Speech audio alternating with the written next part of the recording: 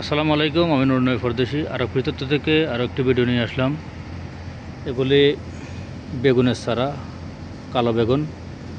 তো এই বেগুনের চারাগুলি আমরা আরও এক সপ্তাহ আগে আমরা এরকম কোকোপিটের মাধ্যমে আমরা এই বক্সে বীজ ডালি এবং এই বীজ থেকে চারা চলে আসে। তো এই চারাগুলি আমরা আজকে এই ধরনের বক্সে আমরা ট্রান্সফার করব। এই বক্সে ট্রান্সফার করার আগে আমরা যে কাজগুলি করে থাকি, ঠিক এরকম বক্সের মধ্যে আমরা কোকোপিট, পুটিং সয়েল যেটাকে বলে, তো এগুলি আমরা এভাবে দিয়ে তারপর আমরা পানি স্প্রে দিয়ে দিব, যাতে করে কোকোপিটগুলো একটু ভিজা ভিজা থাকে। দেখেন এখানে এই বক্সে পানি দেওয়ার পরে কোকোপিটগুলো একটু ভিজা ভিজা, অর্থাৎ এখন আমরা ঠিক এই জায়গা থেকে এভাবে চারাগুলো তুলে এই ধরনের বক্সে আমরা ট্রান্সফার করব। তারপর মোটামুটি এক সপ্তাহ পরে আমরা এই বক্স থেকে আমরা গ্রিন হাউসে ট্রান্সফার করব চারাগুলি।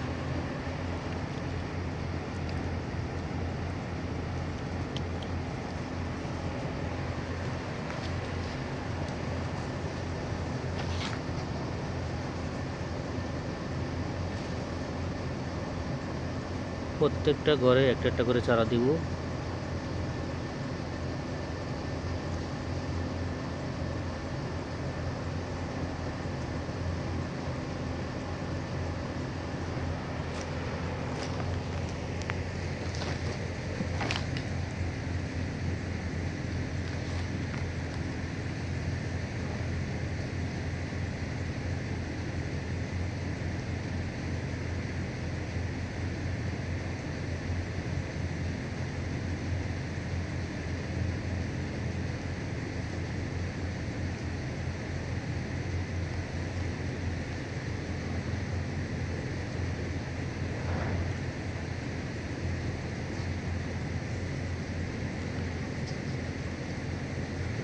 হালকা করে কোকোপিটগুলো গাছের চারাগুলো চতুর্দিকে একটু মিলিয়ে দিব, যাতে করে গ্যাপ বোঝা না যায়, গ্যাপ না থাকে।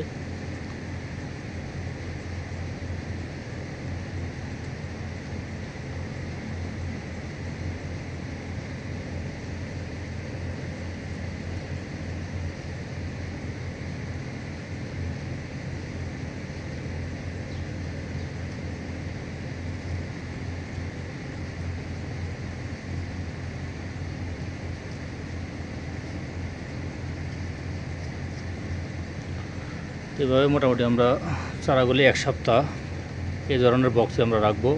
এক সপ্তাহ পরে চারাগুলি যখন এই পরিমাণ, অর্থাৎ